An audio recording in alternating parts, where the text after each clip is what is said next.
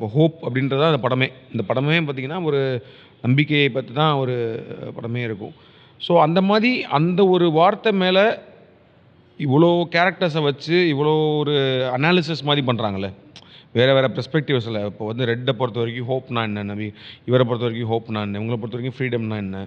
அ அந்த ஒரு மியூசிக் கேட்குற சீன் இருக்கும். மொத்தமா வந்து அது ஒரு டயலாக்லாம் அவர் சொல்லுவார்ல. அதாவது வந்து அந்த ஒப்பேரா சிங்கர் என்ன பாடுனான்னு எனக்கு தெரியாது.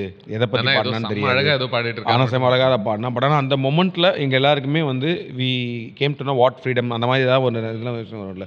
ஸோ அந்த மாரி பண்ணணுன்றது எனக்கு படங்கள்லயுமே இப்போ மகான் மாரி ஃபிலிம்ஸ்லயும், இறைவி மாரி ஃபிலிம்ஸ்லயும் நெறைய இடங்கள்ல வந்து அந்த ஒரு பேக் லேயர்ல ஒரு நார்மல் ஹியூமன் எமோஷன் அந்த அந்த அந்த அந்த விஷயத்துல இப்போ மகான்லயுமே பார்த்தீங்கன்னா வந்து அ அவருக்கு ஒண்ணுமே பிரச்சனையான வாழ்க்கைலாம் கிடையாது. அவருக்கு வந்து ஒரு 40 இயர்ஸ் ஓல்ட் ஒரு ஒரு நல்ல டீச்சர் அண்ட் ஃபேமிலி, ஒரு பையன் அப்படின்னு இருக்க மாரி தான் இருக்கும். பட் ஆனா வந்து இன்டர்னலா யோசிச்சோம்னா, அவருக்கு வந்து அந்த ஒரு கேள்வி தான் அவர வந்து ஏதோ ஒண்ணு பண்ணுது. அந்த ஒருத்தர் கேட்கிறார்ல, அந்த கேள்வி கேட்கும்போது தான், நீ லைஃப்ல என்ன பண்ணியிருக்க? உனக்கு பிடிச்ச மாரி என்ன பண்ணியிருக்கன்னு கேட்கிற அந்த கேள்வி இருக்குல்ல, அது ரொம்ப ஒரு நம்ம ஈஸியா கடந்து போற ஒரு கேள்வி தான்.